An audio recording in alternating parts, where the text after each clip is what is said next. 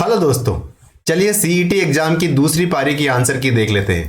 पहला प्रश्न है, जैसलमेर के भाटी राजवंश की कुलदेवी कौन है? तो जो स्वांग्या माता जी है वो जैसलमेर के भाटी राजवंश की कुलदेवी है। कौन है? स्वांग्या माता जी। मारवाड़ के किस शासक ने मुगलों की अधीनता स्वीकार नहीं की थी? तो मारवाड़ के कौन से शासक है जिन्होंने मुगलों की अधीनता स्वीकार नहीं करी? तो राव चंद्र सेन है ना, इन्होंने मुगलों की अधीनता स्वीकार नहीं की थी। तो जिसने भी राव चंद्रसेन लगाया उसका आंसर सही हो जाएगा। राजस्थान की निम्नलिखित में से किसे जनवरी 2022 में प्रधानमंत्री राष्ट्रीय बाल पुरस्कार से सम्मानित किया गया? तो जो गौरी महेश्वरी है इनको प्रधानमंत्री राष्ट्रीय बाल पुरस्कार से सम्मानित किया गया था जनवरी 2022 में। तो इसका आंसर ऑप्शन डी हो जाएगा। अगला प्रश्न है, बेंगटी फड़ौदी। बेंगटी कहाँ पे है? फड़ौदी में किस लोक देवता का मुख्य मंदिर है? तो बेंगटी फड़ौदी में कौन से लोक देवता का मुख्य मंदिर है? तो जो हड़बू जी है इनका मुख्य मंदिर है बेंगटी फड़ौदी में। तो जिसने भी ऑप्शन बी लगाया है उसका आंसर सही हो जाएगा। अगला प्रश्न है, निम्नलिखित में से कौन सा वन्यजीव अभ्यारण्य और जिला सुमेलित नहीं है? तो देखो, सोरसेन बारा में है, बिल्कुल सही है। बंदबारेटा भरतपुर में, ये भी सही है। वन विहार धौलपुर में, ये भी सही है। लेकिन केसरबाग उदयपुर में नहीं है, क्योंकि केसरबाग कहाँ पे है? केसरबाग धौलपुर में है। तो इसका आंसर ऑप्शन बी जिसने भी लगाया है उसका आंसर सही हो जाएगा। अगला प्रश्न है, राजस्थान जन आधार प्राधिकरण अधिनियम 2020 कब से प्रभावी हुआ था? तो राजस्थान जन आधार प्राधिकरण अधिनियम 2020 है वो 18 दिसंबर 2019 से प्रभावी हुआ था। कब से? 18 दिसंबर 2019 से। तो जिसने भी इसका आंसर ऑप्शन सी लगाया है उसका आंसर सही हो जाएगा। अगले प्रश्न में चलते हैं, निम्नलिखित में से किस पुरातात्विक स्थल से यूनानी शासक मीनांडर की मुद्राएं प्राप्त हुई है? तो बहुत सारे एग्जाम में ये प्रश्न आ चुका है और एक बार फिर से आपके लिए आ गया कि मीनांडर की मुद्राएं कहाँ से मिली है? तो ये अपने बेराट है ना, वहाँ से मीनांडर की मुद्राएं प्राप्त हुई है। कहाँ से प्राप्त हुई है? तो बेराट से मीनांडर की मुद्राएं प्राप्त हुई है। कृपाल सिंह जी शेखावत का संबंध किस कला से है? कृपाल सिंह जी शेखावत साहब का संबंध कौन सी कला से है? तो हम सबको पता है जो ब्लू पोएट्री से इनका संबंध है। किससे संबंध है? ब्लू पोएट्री से संबंध है इनका। अगले प्रश्न पे चलते हैं, गुरुद्वारा बुढ़ा जोहड़ राजस्थान के किस जिले में अवस्थित है? जो बुढ़ा जोहड़ गुरुद्वारा है वो राजस्थान के कौन से जिले में है? तो बुढ़ा जोहड़ गुरुद्वारा वह कौन से जिले में है? ये अपने श्री गंगानगर जिले में है। इसका आंसर क्या हो जाएगा? श्री गंगानगर जिला हो जाएगा। अगला प्रश्न है, निम्नलिखित में से कौन से बालुका स्तूप प्रचलित पवन की दिशा के समानांतर होते हैं? तो हमें ऐसा लगता है जो बरकान बालुका स्तूप है ना, ये पवन की दिशा के समानांतर होते हैं। बाकी इसका प्रश्न जो उत्तर होगा, क्योंकि अनुप्रस्थ तो क्या हो, समकोण पे होते हैं और स्टीप और पैराबोलिक या अनुदैर्ध्य इसका एग्जैक्ट है। तो कौन से है जो अनुदैर्ध्य में शामिल होता है? तो जो बरकान है वो अनुदैर्ध्य में शामिल होता है। तो इसका आंसर ऑप्शन ए सही होना चाहिए। अगला प्रश्न है, देखिए फाइनल आंसर जो मानेगा बोर्ड वही फाइनल होगा, क्योंकि जो बॉस कहता है ना वही फाइनल होता है। तो जो RMSSB बोर्ड है वो फाइनल आंसर की बताएगा, वो मान्य होगा। लेकिन हमने इसको अधिकतम सटीक बनाने का प्रयास किया है। निम्नलिखित में से किस जिले में अधिकतम आरक्षित वन क्षेत्र है? तो आरक्षित वन क्षेत्र किस जिले में सर्वाधिक है? तो ये अपने उदयपुर जिले में सर्वाधिक आरक्षित क्षेत्र है। कहां पे? उदयपुर जिले में। अगले प्रश्न पे चलते हैं, रीको द्वारा 4 एग्रो फूड पार्क विकसित किए गए। रीको ने 4 एग्रो फूड पार्क विकसित किए हैं। कहाँ कहाँ किए हैं? तो इसका आंसर होगा जोधपुर, कोटा, अलवर और श्री गंगानगर। यानी रीको ने जोधपुर, कोटा, अलवर और श्री गंगानगर में एग्रो फूड पार्क डेवलप किए। कहाँ कहाँ किए हैं? एक बार फिर से देख लेते हैं। एक तो जोधपुर हो गया अपना, एक कोटा हो गया, एक अलवर हो गया, एक श्री गंगानगर हो गया। तो जिसने भी जोधपुर, कोटा, अलवर और श्री गंगानगर लगाया उसका आंसर सही हो जाएगा। बाकी ये विकल्प आपके पेपर में अलग अलग जगह हो सकते हैं, है ना। वर्तमान में राजस्थान उच्च न्यायालय के न्यायाधीशों की संख्या कितनी है? तो देखिए, राजस्थान उच्च न्यायालय के जो अधिकृत न्यायाधीश है वो कितने हो सकते हैं? तो हाईकोर्ट में अधिकृत न्यायाधीश 50 हो सकते हैं, है ना। और राजस्थान हाईकोर्ट की वेबसाइट पे जाके हम चेक करते हैं तो वहाँ पे कितने न्यायाधीश दे रखे हैं? तो वहाँ पे 26 न्यायाधीश दे रखे हैं। तो 26 कई विकल्प में है नहीं, तो इसका आंसर 50 होना चाहिए। बाकी जो बॉस मानेगा वही फाइनल होगा।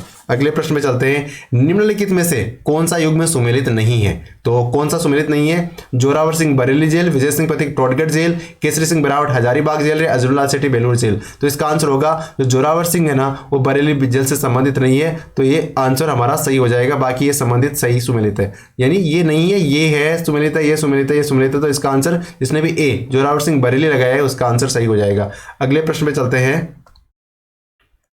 भारत के गवर्नर जनरल की परिषद में पहली बार भारतीय सदस्य की नियुक्ति का प्रावधान कौन से अधिनियम के तहत किया गया? तो इसका आंसर जिसने भी भारत परिषद अधिनियम 1909 लगाया है उसका आंसर सही हो जाएगा। क्या लगाया है? भारत परिषद अधिनियम 1909 लगाया है, उसका आंसर राइट हो जाएगा। अगले प्रश्न में चलते हैं।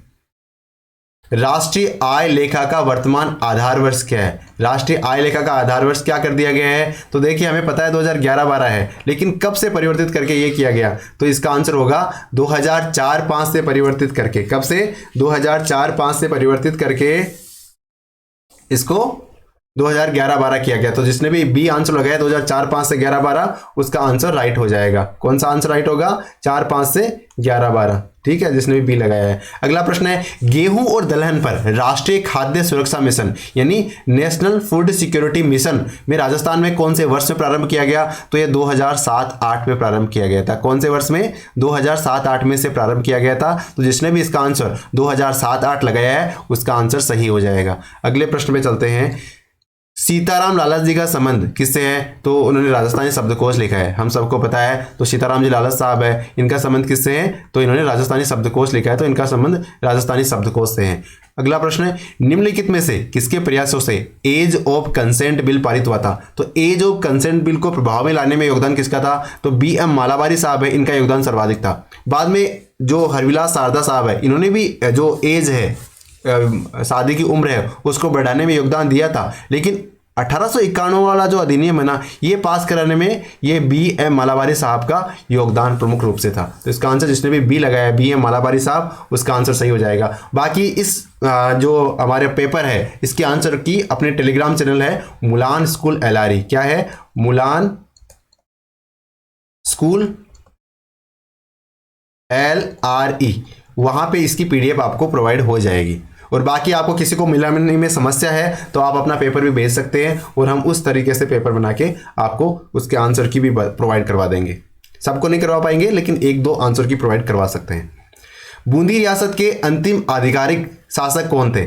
महाराव राजा ईश्वरी सिंह जी, रघुवीर सिंह जी, राम राजा सिंह जी, या फिर महाराज राज बहादुर सिंह जी? तो ये बहादुर सिंह जी थे ना, ये बूंदी के राजा थे। बात कहाँ कब की जा रही है? तो बात कर रहे हैं हम जो भारत स्वतंत्र हो गया उसके बाद वो रियासतों के अंतिम शासक थे। तो राजा बहादुर सिंह जी ये बूंदी के अंतिम आधिकारिक शासक थे। कौन थे? राजा बहादुर सिंह जी। अगले प्रश्न पे चलते हैं। इंडस्ट्रियल पार्क सेटिंग सिस्टम यानी IPRS रिपोर्ट 2.0 के अनुसार राजस्थान के कितने पार्कों को लीडर की श्रेणी में रखा गया है? तो इसका आंसर है 17, यानी टोटल 42 पार्क चुने गए थे। कितने चुने गए थे? 42। और उसमें से राजस्थान के कितने पार्क समाहित है? तो राजस्थान के 17 पार्क इसमें शामिल किए गए। कितने पार्क शामिल किए गए? 17 पार्क शामिल किए गए। अगला प्रश्न है, अल्फीसोल मृदा कहाँ पाई जाती है? तो जो जयपुर दौसा अलवर वाला क्षेत्र है वहां अल्फीसोल मृदा पाई जाती है। तो इसका आंसर क्या हो जाएगा? अल्फीसोल मृदा वाले प्रश्न का जयपुर दौसा और अलवर इसका आंसर हो जाएगा। अगले प्रश्न पे चलते हैं। निम्नलिखित कथनों को ध्यानपूर्वक पढ़ना था और इसमें से सही कथन बताना था। क्या बताना था? जो सही कथन कौन सा है? तो राजस्थान का महाधिवक्ता कार्यालय राज्य पुनर्गठन अधिनियम 1956 के तहत राजस्थान राज्य के गठन के अस्तित्व में आया था। यह कथन बिल्कुल सही है, यानी पहला कथन बिल्कुल सही है। कौन सा? पहला सही है। और दूसरा कथन कि क्या है? GC कासलीवाल साहब राजस्थान राज्य के पहले महाधिवक्ता बने थे? नहीं, ये RM लोढ़ा साहब बने थे। कौन बने थे? जो लोढ़ा साहब है ना, ये पहले महाधिवक्ता बने थे। तो ये दूसरा कथन गलत हो गया। दूसरा कथन गलत हो गया तो तात्पर्य क्या हो गया इसका? कथन केवल एक सही है। क्या सही है? केवल एक जो कथन है वो ही सही है मात्र।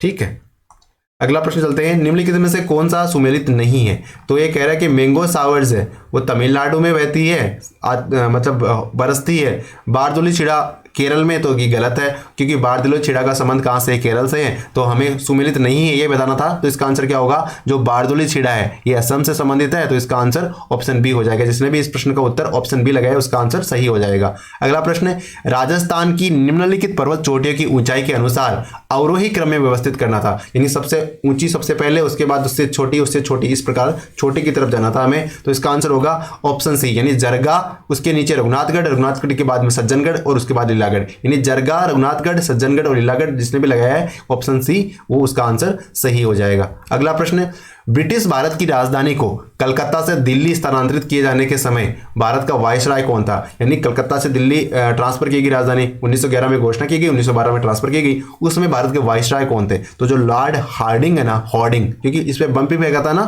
तो लॉर्ड हार्डिंग है, ये उस समय भारत का वायसराय था। तो इसका आंसर ऑप्शन बी हो जाएगा। अगला प्रश्न है, जनगणना 2011 के अनुसार राजस्थान के किन जिलों में अनुसूचित जनजाति का जिले की कुल जनसंख्या में प्रतिशत सबसे कम है? तो प्रतिशत सबसे कम किसमें हो गया? बीकानेर और नागौर में प्रतिशत सबसे कम है। और अगर संख्या की बात करें तो ये भी बीकानेर नागौर ही होगा, इसमें नागौर बीकानेर हो जाएगा, बीकानेर नागौर की जगह। लेकिन सबसे कम प्रतिशत कौन से जिले में है? तो ये नागौर बीकानेर, और संख्या की बात करें तो बीकानेर नागौर। ठीक है, तो इसका answer option A Bikaner Nagaur हो जाएगा। अगला प्रश्न है, निम्न में से कौन सा कथन गलत है? तो इसमें से गलत कथन बताना है हमें। तो भाग 6 आगे 6 अध्याय में विभक्त है, जो संविधान का भाग 6 है उसके 6 अध्याय, बिल्कुल सही बात है। उसके बाद कह रहा है कि भाग 6 मुख्य रूप से राज्य सरकार पर केंद्रित है, बिल्कुल सही है। और भाग 6 152 से 237 तक है, हमने रट रखा है, ये भी सही है। लेकिन भाग 7 केंद्र शासित प्रदेशों से संबंधित नहीं है। भाग 7 तो वैसे भी निश्चित हो चुका है, लेकिन ये केंद्र शासित प्रदेशों से संबंधित नहीं है, क्योंकि केंद्र शासित प्रदेशों से तो भाग 8 संबंधित है। तो इसका आंसर क्या हो जाएगा? जो गलत कथन है वो बताना था, तो ये जो सी वाला विकल्प है, भाग 7 केंद्र शासित प्रदेशों से संबंधित है, ये गलत विकल्प है और ये सही राइट आंसर हो जाएगा, क्योंकि हमें गलत वाला पूछा है। अगला प्रश्न है, आपातकालीन प्रावधानों के बारे में कौन सा कथन सत्य नहीं है? आपातकालीन प्रावधानों के बारे में कौन सा कथन सत्य नहीं है? तो राष्ट्रपति किसी भी राज्य में अधिकतम 3 वर्षों तक लागू राष्ट्रपति शासन 3 वर्षों तक अधिकतम लागू रह सकता है, सही बात है। राष्ट्रपति शासन राज्य में 4 बार लागू रह रहा है, राजस्थान में, सही है। अनुच्छेद 352 के तहत आपातकालीन मंत्रिमंडल की लिखित सहमति के आधार पर ही लगाया जा सकता है, यह भी सही है। और कह रहा है कि 42वां संविधान संशोधन है ना, उसमें सशस्त्र विद्रोह जोड़ा गया था, नहीं, 44वें संविधान संशोधन के माध्यम से सशस्त्र विद्रोह जोड़ा गया था। क्यों? क्योंकि 42वें संविधान संशोधन के माध्यम से तो इसका संविधान को अपनी हक में या अपनी तरीके से जोड़ने का, मतलब अपनी तरफ करने का प्रयास किया गया था। ठीक है, तो इसका आंसर क्या हो जाएगा? कौन सा सही नहीं है? तो ये नहीं है, क्योंकि सशस्त्र विद्रोह 44वें संविधान संशोधन के माध्यम से जोड़ा गया था। तो इसका आंसर ऑप्शन डी हो जाएगा। अगले प्रश्न में चलते हैं, निम्नलिखित में से कौन सा कर भारतीय संविधान की राज्य सूची के अंतर्गत नहीं आता? तो देखो, कस्टम है ना, ये केंद्र सरकार लगाती है, कस्टम और एक्साइज लगाती है ना केंद्र सरकार, तो ये वाला एलिमिनेट हो जाएगा, राज्य सूची का नहीं, संघ सूची का विषय है। तो इसमें देखो, जो जिसमें भी 2 लिखा होगा वो हट जाएगा, तो इसमें से जो बी और सी तो हट गया। इसके बाद में ए और डी का टाई है, तो यहाँ पे जो लग्जरी टैक्स, मनोरंजन टैक्स है ना, वो राज्य सरकार लगा सकती है। तो इसका स्टाम्प ड्यूटी हमें पता है राज्य सरकार लगाती ही है, तो ए और डी इसका 1 और 4 सही आंसर हो जाएगा। जिसने भी स्टाम्प ड्यूटी और मनोरंजन टैक्स लगाया है ना, उसका आंसर सही है। और निम्न में से कौन सा पीली क्रांति से संबंधित नहीं है? तो पीली क्रांति किससे संबंधित है? तिलहन से संबंधित है, जहाँ तेल निकालने से संबंधित है। तो खाद्य तेल, सरसों और तिल, ये तो तिलहन में शामिल है, इसका मतलब चना नहीं है। तो पीली क्रांति से संबंधित कौन सा हो गया? चना हो गया। अगला प्रश्न, राजस्थान के छठे वित्त आयोग के अध्यक्ष, तो हम सबको पता है राजस्थान के जो छठे वित्त आयोग के अध्यक्ष कौन है? श्री प्रद्युम्न सिंह साहब है ना, ये राजस्थान के छठे वित्त आयोग के अध्यक्ष हैं। अगले प्रश्न में चलते हैं, मई 2022 में बंगाल की खाड़ी में जो चक्रवाती तूफान आया था उसका नाम क्या है? तो मई के महीने में जो बंगाल की खाड़ी में चक्रवाती तूफान आया था उसका नाम है अश्नि। क्या नाम है? अश्नि नाम है उसका। और प्लेनेट डी की यात्रा सूची the 16 most romantic CTs on the earth में राजस्थान के कौन से शहर को, यानी राजस्थान की मोस्ट रोमांटिक शहर कौन सा है दुनिया के मामले में, अच्छा मतलब माना जा रहा है इसे, तो ये प्लेनेट डी एक कंपनी है, उसने जारी करी थी और उसमें उदयपुर को शामिल किया, तो इसका आंसर उदयपुर हो जाएगा। अगला प्रश्न है, अटल सेवा केंद्र को नया नाम क्या दिया गया है? राजीव गांधी सेवा केंद्र, यानी अटल सेवा केंद्र था, उसका नाम परिवर्तित करके क्या किया गया? राजीव गांधी सेवा केंद्र किया गया। अगला प्रश्न है कि कौन सा राज्य और फसल उत्पादक नहीं है? तो देखो, गेहूं उत्तर प्रदेश में होती है, अच्छी तरह होती है, जूट असम में यहाँ भी होता है, चावल पश्चिम बंगाल में बहुत ज्यादा होता है, लेकिन चाय गुजरात में नहीं होती। अरे भाई, चाय गुजरात में कहाँ होगी? गुजरात में तो पानी बहुत कम मात्रा में, और चाय को ऐसे बहता हुआ चाहिए, पानी चाहिए, बहता हुआ मतलब पानी लगातार होता भी रहना चाहिए और पानी लगातार चलता हुआ रहना भी चाहिए। तो गुजरात में तो समतल भूमि है, तो वहां तो होगी नहीं, तो इसका आंसर क्या हो जाएगा? जो चाय है वो गुजरात वाला सही आंसर होगा। जिसने भी चाय गुजरात लगाया इस प्रश्न का उत्तर, उसका आंसर राइट हो जाएगा। अगला प्रश्न है, राजस्थान स्कूल ऑफ आर्ट्स की स्थापना किसने की थी? तो महाराजा सवाई राम सिंह जी द्वितीय ने ना राजस्थान स्कूल ऑफ आर्ट्स की स्थापना की थी। तो इसका आंसर ऑप्शन सी हो जाएगा। अगला प्रश्न है, किस वर्ष अवध का ब्रिटिश साम्राज्य में विलय हुआ था? तो अवध का ब्रिटिश साम्राज्य में विलय हुआ था 1856 में। कब हुआ था? अवध का ब्रिटिश साम्राज्य में विलय 1856 में हुआ था। और 1857 की क्रांति में एक कारण यह भी था, अवध का जिन्होंने ब्रिटिश ने मतलब किया था ना, तो ये 1857 क्रांति का एक प्रमुख कारण में एक ये भी था, अवध का ब्रिटिश साम्राज्य में मिला लेना। मध्य प्रदेश के बालाघाट, छिंदवाड़ा और झाबुआ ये जिले कौन से खनिज के उत्पादन हेतु जाने जाते हैं? तो ये जिले मैंगनीज के उत्पादन के लिए जाने जाते हैं। कौन से? बालाघाट, छिंदवाड़ा और झाबुआ जिला मैंगनीज के उत्पादन के लिए जाने जाते हैं। अगला प्रश्न है, निम्नलिखित नदियों में कौन सी अध्यारोपित नदी का उदाहरण है? अध्यारोपित नदी का मतलब होता है कि वो नदी उत्कात करते जाती है, अपने रास्ते बनाती जाती है, खड्डे करती जाती है। तो कौन सी नदी है? चंबल नदी वैसे तो राजस्थान में, लेकिन चंबल की छोटी बहन कौन है? बनास नदी। तो राजस्थान में जो बनास नदी है इसे अध्यारोपित नदी के रूप में माना जाता है। अगला प्रश्न है, 15वें वित्त आयोग ने सिफारिश की कि राज्यों की वर्टिकल हिस्सेदारी कितनी होनी चाहिए? तो इसमें कहा गया 2000, देखो इसमें 41 और 42 में कंफ्यूजन है कई लोगों को, लेकिन ध्यान रखो 2021-22 से 2025-26 तक रखा गया है और 41% रखा गया है। तो इसका आंसर ऑप्शन सी हो जाएगा। क्या हो जाएगा? 21-22 से 5 सालों के लिए रखा है, 21-22 से 25-26 तक 41% रखी जाएगी। क्या? राज्यों की वर्टिकल हिस्सेदारी। इसका आंसर 2021-22 से 25-26 तक 41% रखी जाएगी वाली लाइन है ना, ये इसका सही आंसर है। और अगला प्रश्न है, आय की असमानता को मापा जा सकता है, यानी आय की असमानता देखनी है आपको, तो कौन सी तकनीक के माध्यम से माप सकते हो? तो लॉरेंज वक्र बिल्कुल माप सकते हो, गिनी गुणांक इससे भी माप सकते हो, गरीबी रेखा इससे भी माप सकते हो ना कि कितने लोग गरीब है, कितने लोग अमीर है, गरीबी रेखा के नीचे कितने रह रहे हैं, तो आय की असमानता को देख सकते हो। लेकिन सापेक्ष गरीबी, अरे ये तो गरीबी का प्रकार है, तो इसका मतलब 1, 2 और 3 ये तीनों आय की असमानता को माप सकते हैं। कौन कौन से? लॉरेंज वक्र, गिनी गुणांक और गरीबी रेखा। तो जिसने भी ऑप्शन 1, 2, 3 लगाया इसका सही आंसर हो जाएगा। अगला प्रश्न है, कूट दे रखा है, हमें सेट करना था, मिलाना था। तो कुछ पुस्तकें किसने लिखी है? तो गोविंद जो किताब है वो किसने लिखी है? गोविंद ने द्वार दीपिका लिखी है। नाथा ने कौन सी लिखी है? नाथा ने वास्तु मंजरी लिखी है। मंडन ने देवमूर्ति प्रकरण लिखा है और कुंभा ने संगीत राज लिखा है। जिसने भी 2, 3, 1 और 4 वाला विकल्प लगाया है उसका आंसर सही हो जाएगा। कौन सा? 2, 3, 1 और 4 जिसने भी लगाया उसका आंसर सही हो जाएगा। सुंदरी और मैंग्रोव वन, सुंदरी वन और मैंग्रोव वन कौन से वन है? तो ज्वारीय वन है। ज्वारीय वन माने जो समुद्र और स्थल का जो सम्मिलित रूप होता है वहां पे वन उगते हैं, उन्हें ज्वारीय वन कहा जाता है। और तो उन्हें किस प्रकार के वन है? सुंदरी और मैंग्रोव, ये ज्वारीय वन की कैटेगरी में आएंगे। केंद्रीय मंत्री मुख्तार अब्बास नकवी साहब ने जुलाई के महीने में 5वें ग्लोबल फिल्म टूरिज्म कॉन्क्लेव यानी GFTC का उद्घाटन किया। कहाँ किया? मुंबई, गुजरात, जयपुर या बेंगलोर। तो इन्होंने ज्यादातर लोगों ने अंदाजा भी लगाया होगा, टप्पा भी लगाया, तो मुंबई लगाया होगा क्योंकि फिल्म सिटी से वही है। इसका आंसर भी मुंबई है। क्या आंसर इसका? मुंबई। मुख्तार अब्बास नकवी ने जुलाई 2022 में 5वें, कितने नंबर के? 5वें ग्लोबल फिल्म टूरिज्म कॉन्क्लेव का उद्घाटन किया, मुंबई में किया। तो आंसर ए हो जाएगा। अगला प्रश्न, 1857 के विद्रोह के समय ठाकुर खुशहाल सिंह ने किस जगह विद्रोहियों का नेतृत्व किया था? तो ये कहां पे किया था? तो आहुआ में किया था उन्होंने। कहां पे? आहुआ में। ठीक है।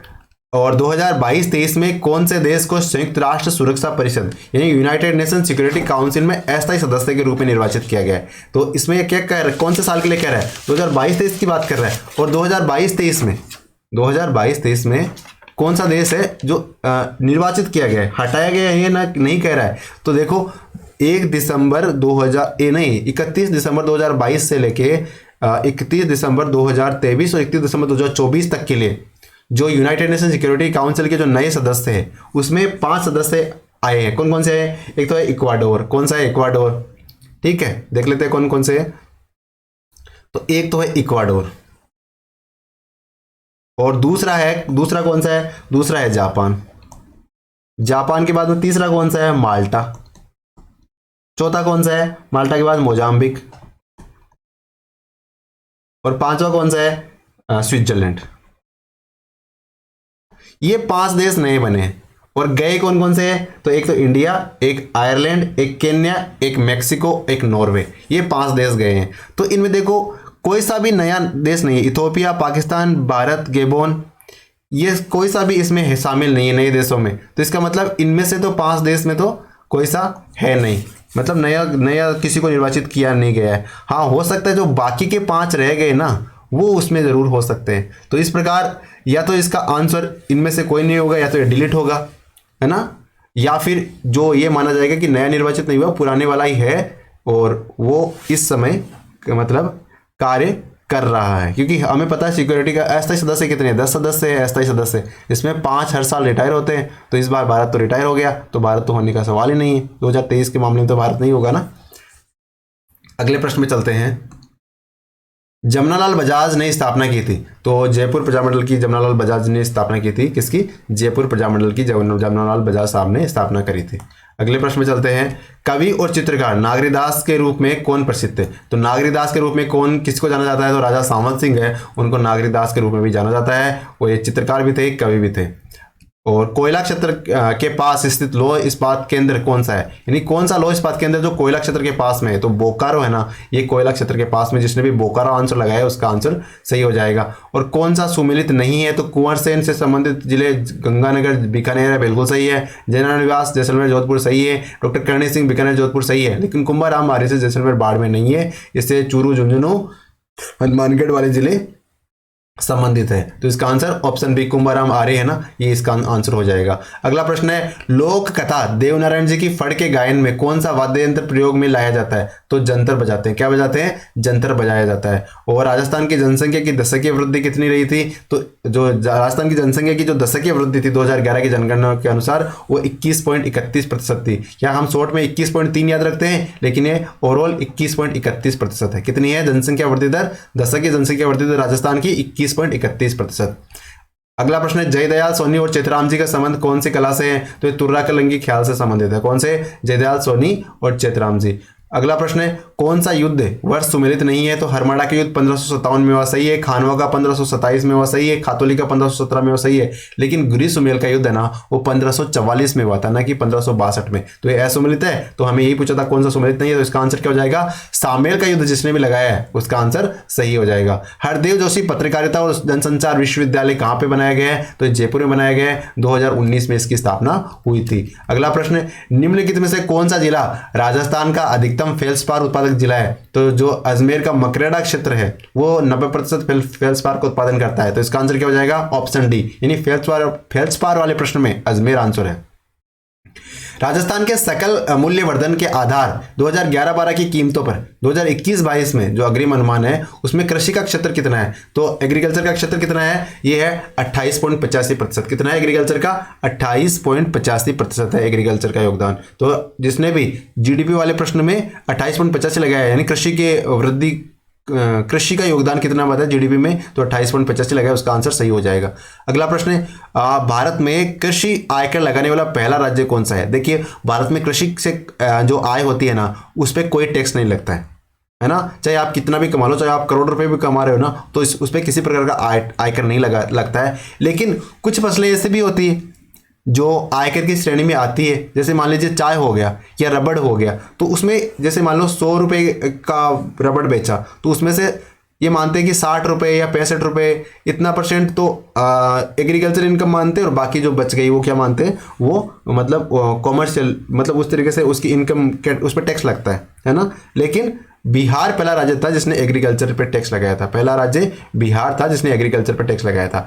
भारतीय राष्ट्रीय कांग्रेस ने किस अधिवेशन में देशी रियासतों को स्वतंत्रता आंदोलन में समर्थन देना प्रारंभ कर दिया गया था? तो जो हरिपुरा अधिवेशन हुआ था जिसमें सुभाष चंद्र बोस साहब ने अध्यक्षता की थी, उसमें रियासतों के स्वतंत्रता आंदोलन को समर्थन देना भारतीय राष्ट्रीय कांग्रेस ने शुरू कर दिया था।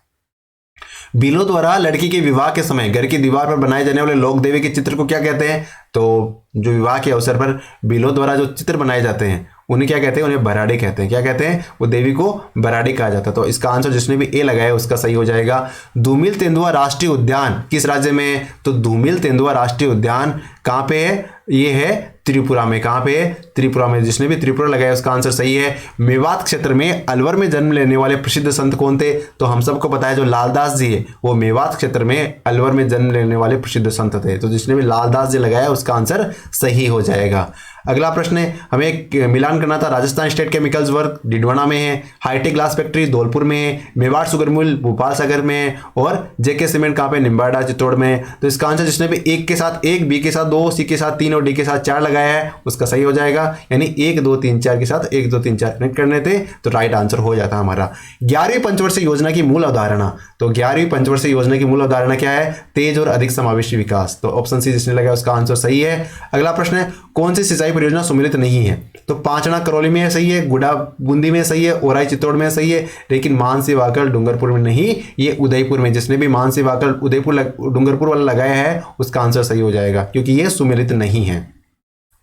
चित्तौड़गढ़ दुर्ग के पहले द्वार यानी पाटनपोल के समक्ष ना वो किसका स्मारक बना हुआ है, तो जब आप चित्तौड़गढ़ फोर्ट में जाते हो तो वहां पे पाटनपोल आता है, पाटनपोल पे किसका स्मारक बना हुआ है, तो रावत बाग सिंह देवरिया।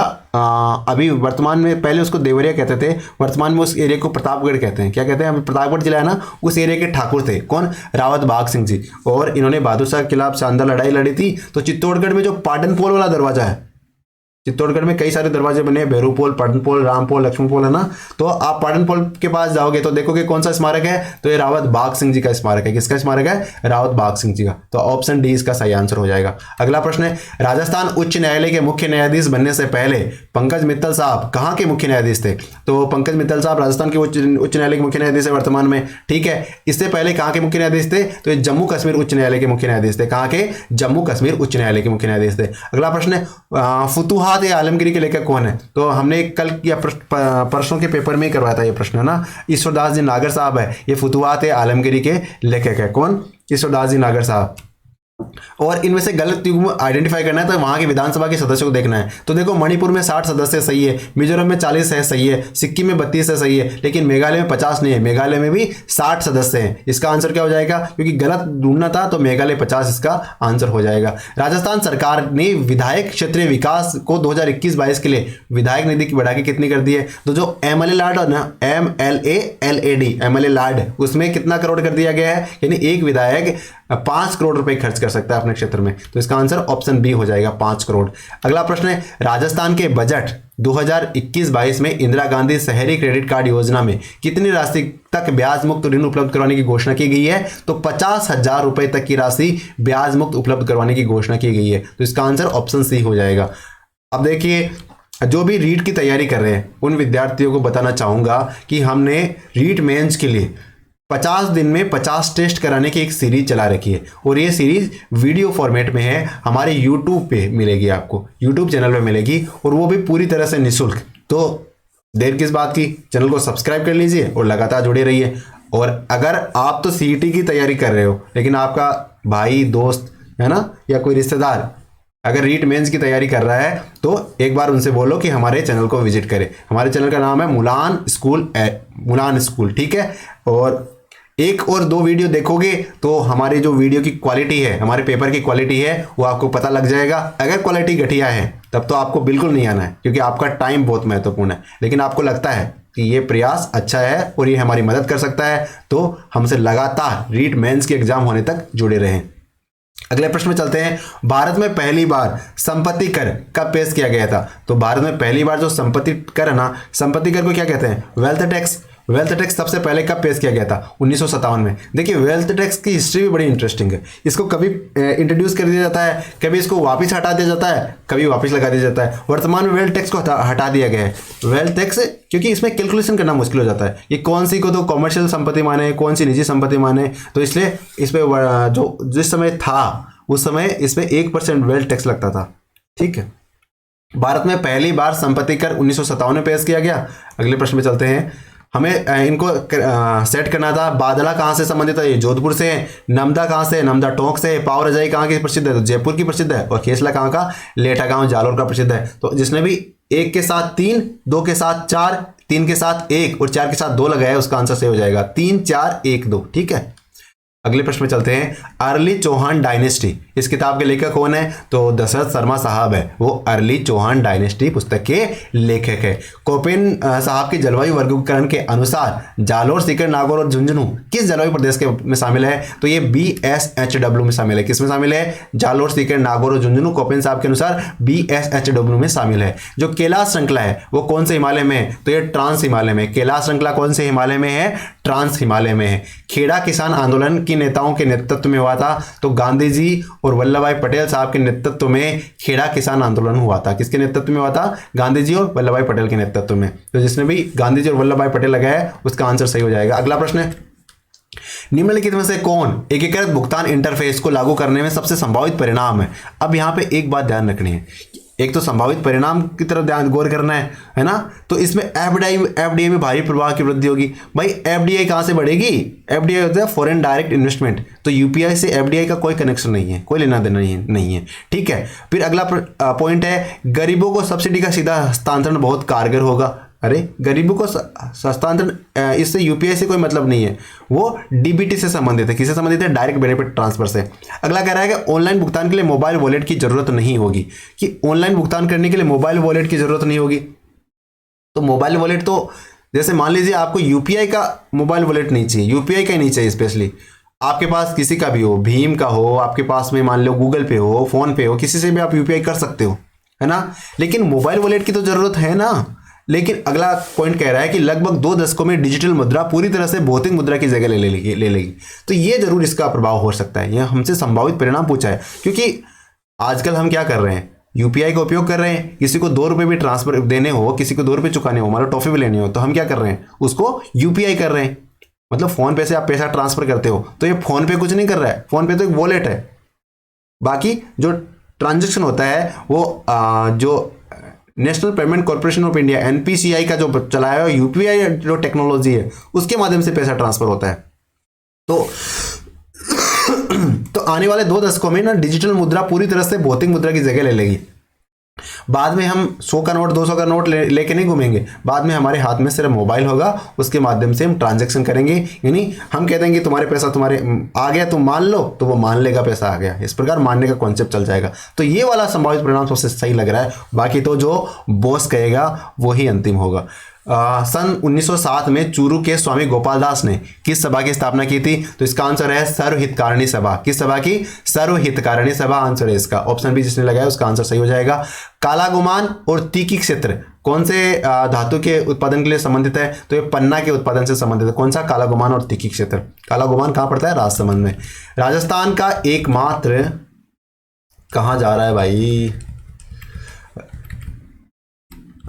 राजस्थान का एकमात्र स्थलीय उल्कापिंड प्रहार क्रेटर, राजस्थान की जो क्रेटर झील है ना वो कहाँ पे है? तो रामगढ़ 12 में है। रामगढ़ कहाँ पे? 12 में। वो राजस्थान की एकमात्र क्रेटर झील है। राजस्थान पंजाब के मैदानी इलाकों में मानसून पीछे हटने लगता है। जो मानसून है ना वापस कब लौटता है? तो राजस्थान से लौटता है, तभी पंजाब से लौटता होगा। तो ये मान सकते हैं कि मध्य अक्टूबर में जो मानसून है वो पीछे हटने लग जाता है, वापस जाने शुरू कर देता है।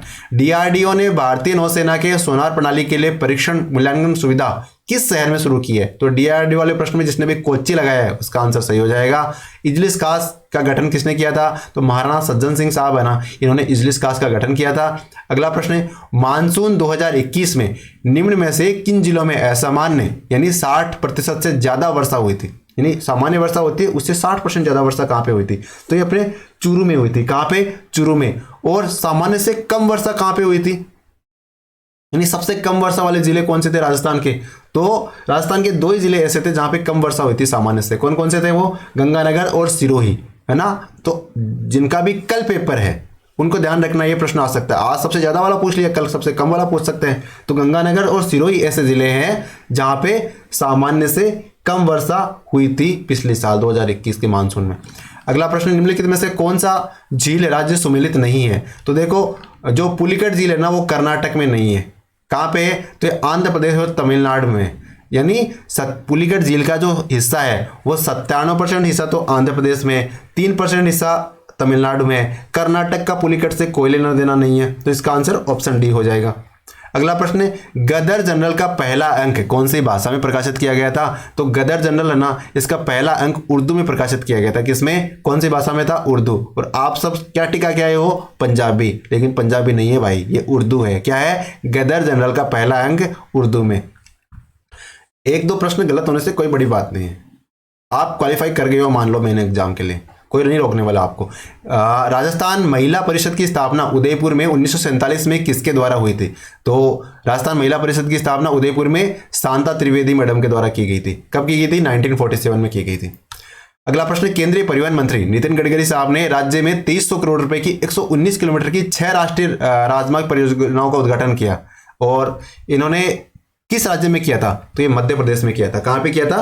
2300 करोड़ की 119 किलोमीटर की 6 राष्ट्रीय परियोजनाओं का उद्घाटन किया था उन्होंने मध्य प्रदेश में। और इन्होंने कहा था कि आने वाले समय में भारत में यूनाइटेड नेशन नहीं, ये अपने यूएस मतलब यूनाइटेड स्टेट्स ऑफ अमेरिका, वहां पे जैसी सड़कें हैं वैसी सड़कें बना देंगे। इसी मीटिंग में कहा था उन्होंने जब ये उद्घाटन करने आए थे। और इन्होंने कहां पे उद्घाटन किया? मध्य प्रदेश। जिसने भी मध्य प्रदेश लगाया है वो सही आंसर हो जाएगा। राजस्थान के लिए जल जीवन मिशन योजना में केंद्र राज्य का सहभागिता दर कितना है? तो देखो जेजेएम में जो राजस्थान वाला है ना, वहां 50-50% हिस्सा है ना। लेकिन अगर पूर्वोत्तर की बात करें, हिमालय राज्यों की बात करें, तो 10% राज्य सरकार देगी और 90% केंद्र सरकार देगा। लेकिन जो सामान्य स्टेट्स है उनमें 50-50% होता था। जिसने भी ऑप्शन डी लगाया उसका आंसर सही हो जाएगा।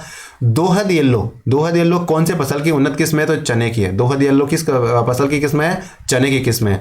राजस्थान के प्रमुख सरसों उत्पादक जिलों का सही युग्म, तो प्रमुख सरसों उत्पादक जिलों की बात कर रहे हैं तो अलवर जयपुर है। लेकिन अगर 1 और 2 नंबर की बात करेंगे तो अलवर गंगानगर, अलवर भरतपुर होगा इसका आंसर, है ना। लेकिन यहाँ पे प्रमुख की बात करें तो जयपुर भी टॉप में आता है। ये 3 नंबर पे आता होगा, 4 पे आता होगा। तो इसका आंसर अलवर और जयपुर होगा। देखो अलवर तो आ ही रहा है ना, ये टॉप पे अलवर ही है। और 2 नंबर पे कौन सा है? भरतपुर पे। कौन सा अनुच्छेद नागरिकों के लिए एक समान सिविल संहिता की उपबंध करता है? तो देखो दोनों 4 है, बहुत सारी बार बता चुका हूं मैं, जो भी हमारे वीडियो देख रहे हैं उनको पता होगा कि आर्टिकल 44 है वो समान नागरिक संहिता से संबंधित है। अगला प्रश्न है, राजस्थान विधानसभा का सदस्य रहे बिना कोई व्यक्ति कितने महीने तक राजस्थान में मंत्री पद पर रह सकता है? तो कोई भी व्यक्ति 6 महीने तक राजस्थान में मंत्री पद पर रह सकता है बिना विधानसभा का सदस्य बने हुए। 6 महीनों के अंदर अंदर उसे सदस्यता ग्रहण करनी पड़ेगी। भारत का प्रधान यामोत्तर निम्नलिखित में से किस राज्य से नहीं गुजरता? तो उत्तर प्रदेश से गुजरता है, मध्य प्रदेश से गुजरता है, छत्तीसगढ़ से गुजरता है, लेकिन तमिलनाडु से नहीं गुजरता। तो इसका आंसर जिसने तमिलनाडु लगाया है उसका सही हो जाएगा। अगला प्रश्न है, निम्नलिखित में से किसे ई कॉमर्स के 3 चरण नहीं माना है? तो देखो व्यवसायीकरण होता है, पुनर्खोज होता है, संरक्षण होता है, लेकिन भूमंडलीकरण ग्लोबलाइजेशन का ई कॉमर्स से कोई लेना देना नहीं है, ठीक है। तो ये इसका चरण नहीं होगा, ऑप्शन बी सही आंसर होगा।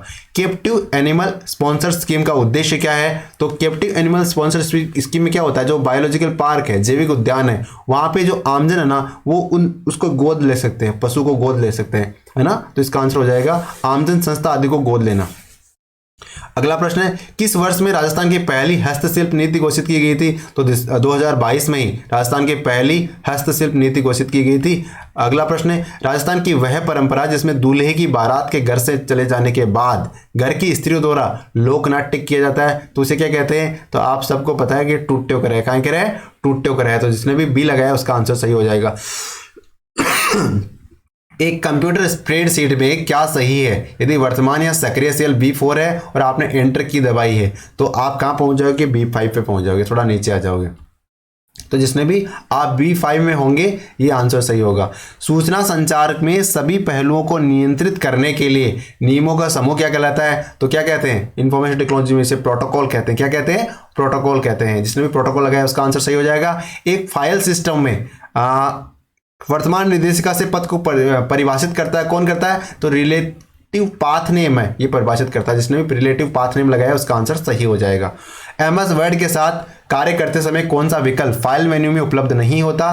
तो हेडर और फुटर उसमें विकल्प नहीं होता फाइल मेन्यू में। MS वर्ड में फाइल मेन्यू में हेडर फुटर नहीं होता है। तो इसका आंसर ऑप्शन बी हो जाएगा। बाकी जो प्रश्न है ये एक्सप्लेनेशन के पर्पज से नहीं बनाए जा रहे हैं, ये आंसर की मैच करने के पर्पज से बनाए जा रहे हैं, इसलिए थोड़े जल्दी लग रहे होंगे आपको। लेकिन जिसका भी कल पेपर है उसके लिए भी ये इस पेपर को एक बार देख लेना जरूरी है, क्योंकि कितने से आधे पौन घंटे में हम पेपर को कवर कर देंगे और कहीं ना कहीं आपको आइडिया लग जाएगा। आप 1-2 नंबर अपने बढ़ा सकते हो, उससे रिलेट करते हुए प्रश्न देख सकते हो। प्रिंटर की प्रिंट गुणवत्ता को तथा प्रिंट गति को किस में मापा जाता है? देखो गुणवत्ता को तो डॉट्स पर इंच में डीपीआई में नापा जाता है, और जो स्पीड है उसे पीपीएम में पेजेस पर मिनट में मापा जाता है। तो जिसने भी डॉट्स पर इंच और पेजेस पर मिनट लिखा है उसका आंसर सही हो जाएगा। अगला प्रश्न है, युद्ध के लिए तैयार 5वीं पीढ़ी का एकमात्र लड़ाकू है कौन सा है? Lockheed Martin American F-35 lightning 2 जिसने भी लगाया है उसका सही है। देखो लॉकहीड मार्टिन का 2 है, तो इसमें जो बड़ा वाला है ना ये इसका सही आंसर है, यानी बड़ा वाला नाम। ठीक है, Lockheed Martin American F-35 lightning 2 इसका सही आंसर हो जाएगा। जेनेटिक इंजीनियरिंग में प्रयुक्त होने वाला सामान्य जीवाणु कौन सा है? तो ई कोलाई है, जेनेटिक इंजीनियरिंग में प्रयुक्त होता है। और फिर सूची 1 को सूची 2 से मिलान करना था, तो इसमें ए के साथ डी प्राकृतिक बहुलक के साथ स्टार्च और सेलुलोज, और बी 2 के साथ दृढ़ता बहुलक के साथ में होगा ए यानी बेकेलाइट, फिर प्रोटीन के साथ में होगा अमीनो अम्ल की बहुलक, और ताप सुघाट्य बहुलक के साथ होगा PVC। तो जिसने भी DABC लगाया उसका आंसर सही हो जाएगा। फिर अगला प्रश्न है 100 डिग्री सेल्सियस और प्राकृतिक दबाव 1.013 मल्टीप्लाई 10 की घात 5 nm स्क्वायर पर 0.1 ग्राम पानी के नमूने को 100 डिग्री भाप से बदलने के लिए 54 किलोग्राम कैलोरी ऊष्मा की आवश्यकता होती है।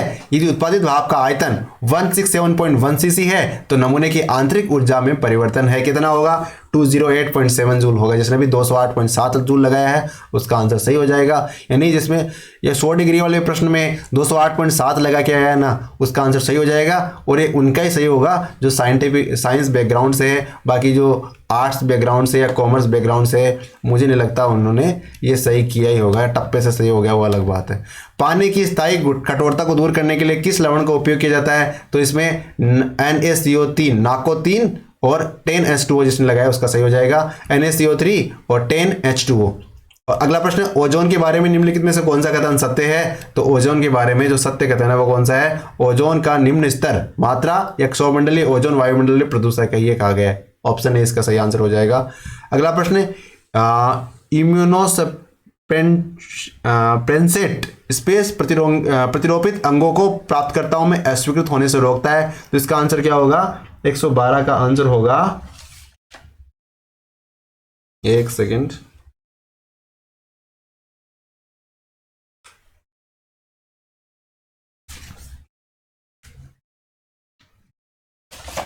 इसका एक बार हम आपको उसमें जो PDF प्रोवाइड करवाएंगे उसमें लगा के दे देंगे। अभी वर्तमान में हमें इसका आंसर मिला नहीं है। निम्नलिखित अभिक्रिया में बनने वाले लवण की पहचान कीजिए, तो इसमें NH4 2SO4 जिसने लगाया उसका आंसर सही हो जाएगा। बिच्छू डंक से कौन सा अम्ल पाया जाता है? तो मेथेनोइक अम्ल पाया जाता है। बिच्छू डंक में मेथेनोइक अम्ल पाया जाता है। कौन सा अम्ल? मेथेनोइक अम्ल। और इथाइनिल ग्लाइकोन का प्रयोग किया जाता है प्रतिहीम एंटीफ्रीज के रूप में किया जाता है। किसमें? प्रतिहीम एंटीफ्रीज के रूप में इथाइलिन ग्लाइकोन का प्रयोग किया जाता है।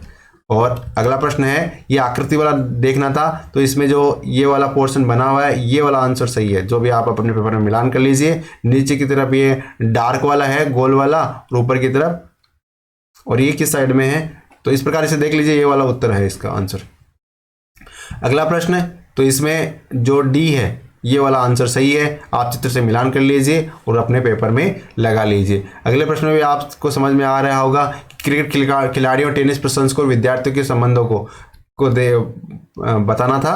तो ये तीनों कहीं ना कहीं एक दूसरे से आपस से रिलेटेड है, तो ऑप्शन सी इसका सही आंसर हो जाएगा। 5 विद्यार्थी वाले प्रश्न में ऑप्शन मतलब जिसने भी ए लगाया है उसका सही हो जाएगा।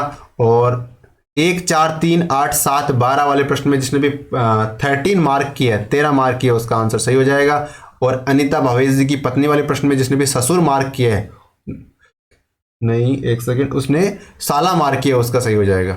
यानी इस प्रश्न में जो रिश्तों से संबंधित प्रश्न है उसका आंसर क्या होगा? ऑप्शन बी, यानी जिसने भी साला मार्क किया ना उसका सही आंसर हो जाएगा। ठीक है, साला मतलब प्रश्न का आंसर है, आप उसे अन्यथा नहीं लेना, तो इसका आंसर ऑप्शन बी हो जाएगा। अगला प्रश्न पे चलते हैं। एक अच्छा झगड़ालू बनने के लिए एक आदमी को बुद्धिमान होना चाहिए। ठीक है, झगड़ालू बातों नहीं और उबाऊ होते हैं, तो इसमें कौन सा सही है? तो इसमें 122 में कह रहा है कि जो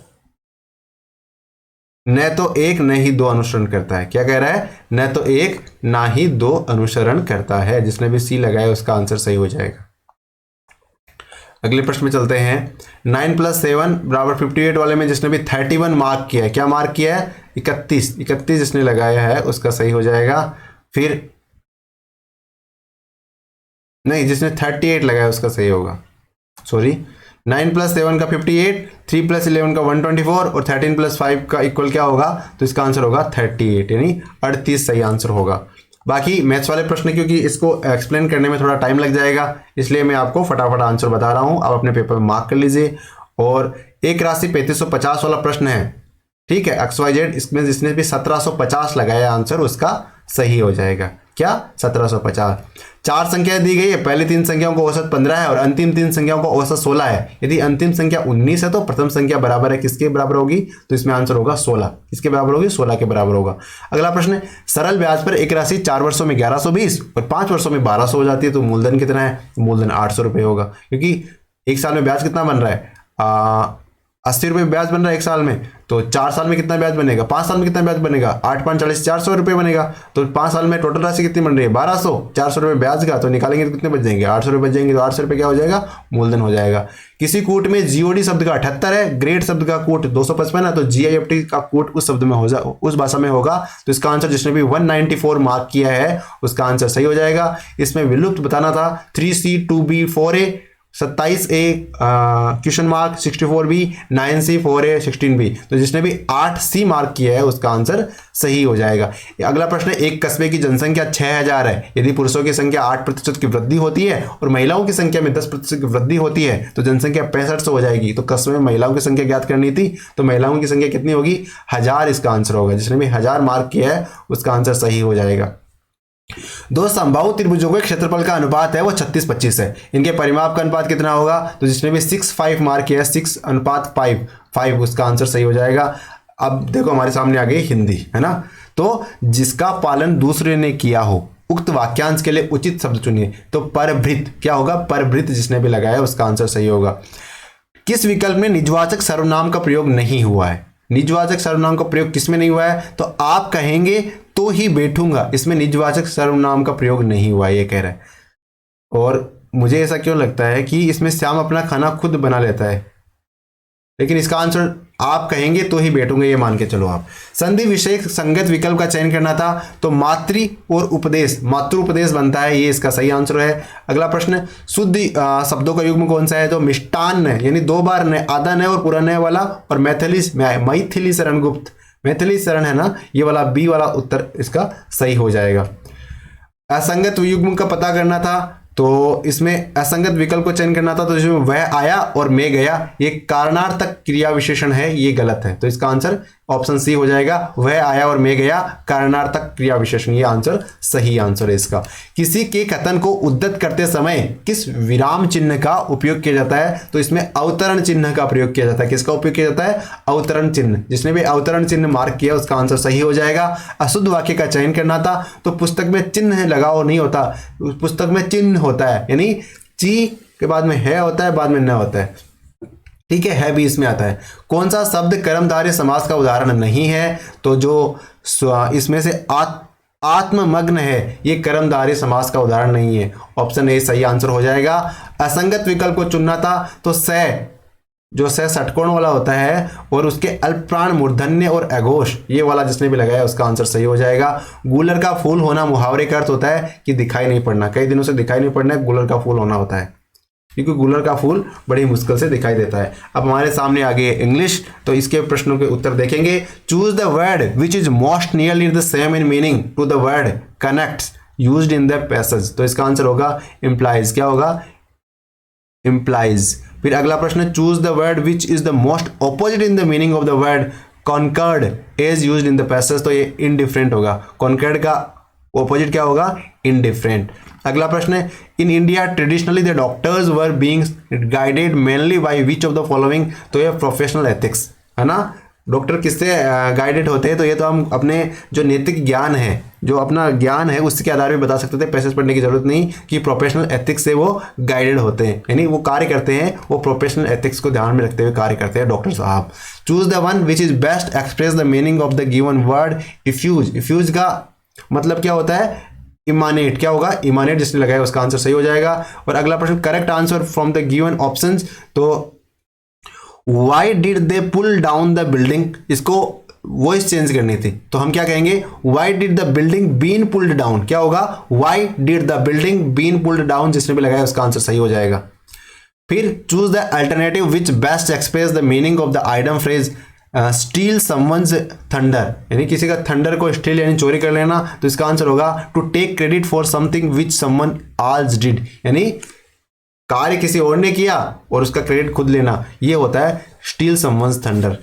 अगला प्रश्न है, choose the correct answer from the given option, तो इसमें जो Ravi inform that he would bring the book the next day, जिसने भी लगाया है Ravi inform that he would bring the book the next day, जिसने भी लगाया उसका आंसर सही हो जाएगा। अब हमें स्पेस में फिल करना था, तो जिसने भी we will go to the Calcutta by, पहले के साथ सी यानी एन राजधानी, अरे एन कैसे होगा, बाई द राजधानी एक्सप्रेस होगा, ये तो गलत लगा रखा है, तो ये बिल्कुल सही नहीं होगा। इसको एक बार देख लेना आपने, give the one word substitutes for, मतलब bare minimum needed for survival, तो इसका आंसर सबसिस्टेंस होगा, क्या होगा, सबसिस्टेंस, सबसिस्टेंस नहीं होगा, सबसिस्टेंस होगा, ठीक है। तो जिसने भी SUBSISTENCE लगाया उसका आंसर सही हो जाएगा। और आज की आंसर की का अंतिम प्रश्न है, हमने भागा दौड़ी कर ली है, जो मैथ्स के प्रश्न आने के बाद में वो आप समझ सकते हो किस लिए, किस पर्पज से की है। मेरे पिता ने कल मेरे लिए एक जूते मेरे पिता ने कल मेरे लिए एक जोड़ी जूते खरीदे, तो आपके पिता मुझे लगता है अच्छे महंगे शूज ही खरीदे होंगे, तो आप इसका ट्रांसलेशन भी सही करके आए होंगे, क्योंकि उन्होंने तो बड़ी मेहनत करके पैसे कमाए और अब इतने महंगे जूते खरीद के दिए, तो आप ट्रांसलेशन तो कम से कम सही कर सकते हो। तो इसका आंसर होगा my father bot me a pair of shoes yesterday, जिसने भी लगाया ऑप्शन है उसका आंसर सही हो जाएगा। इस प्रकार हमने ये आंसर की कंप्लीट कर ली है। और इसकी पीडीएफ कहाँ मिलेगी, पीडीएफ हमारे टेलीग्राम चैनल, क्या नाम है टेलीग्राम चैनल का, एक बार फिर से बता देता हूं, मुलान स्कूल LRE, ये हमारा टेलीग्राम चैनल है, और मुलान स्कूल ये हमारा यूट्यूब चैनल है। और अगर आप रीट की तैयारी कर रहे हो, रीट मेंस की, या आपका कोई दोस्त कर रहा है या आपका कोई रिश्तेदार कर रहा है, तो प्लीज़ इन्फॉर्म करें उनको। और हम 50 डेज 50 टेस्ट सीरीज लेके आए हैं, जिसमें हम 50 वीडियो टेस्ट कंप्लीट करवाएंगे, साथ ही अच्छी क्वालिटी के प्रश्न करवाएंगे और PDF भी प्रोवाइड करवाएंगे। तो थोड़ा सा मदद कर दो, आप इसको लोगों को इन्फॉर्म कर दो, और यकीन मानिए वो आपका धन्यवाद ही करेंगे। थैंक यू, पढ़ते रहो, ऑल द बेस्ट। और आपका सिलेक्शन तो निश्चित है ही, कोई नहीं रोक सकता, तो इस मेंस के लिए तैयारी में लग जाओ।